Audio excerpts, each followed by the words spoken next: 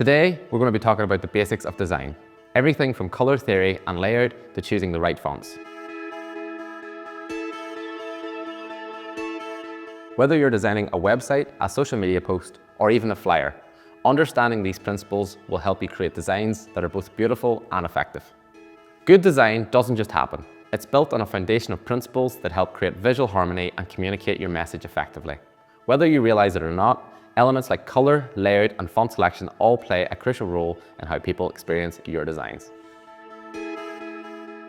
Let's start with color theory. Colors evoke emotions and can set the mood for your entire design. Choosing the right colors is about more than just what looks nice. It's about creating a mood and communicating a message. For example, blue often conveys trust and calm, which is why it's popular in corporate branding, while red can evoke passion or urgency, making it ideal for calls to action. You'll also want to think about color harmony. Using a color wheel can help you choose complementary colors. These are opposite on the wheel and tend to create strong contrast. Or analogous colors, which are next to each other on the wheel and create more subtle transitions.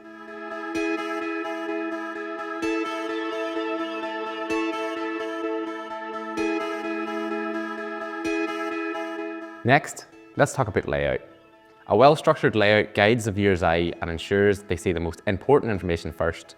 The key to good layout is balance and alignment. A common method is using grids. Grids help create balance, ensuring that your design isn't too heavy on one side. They also create consistency, which makes your design easier to understand.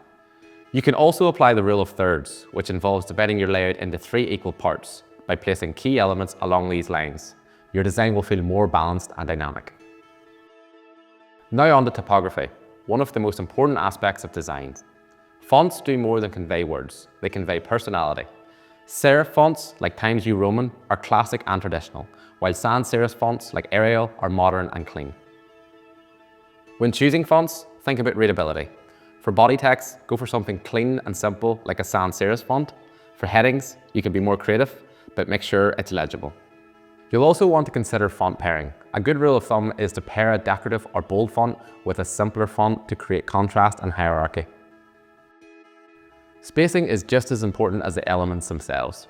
White space or negative space gives your design room to breathe. It prevents it from feeling cluttered and helps to draw attention to the key elements. Alignment also helps create order in your designs. Whether you're left aligning, center aligning, or using a grid system, keeping your elements aligned makes everything look more professional and polished.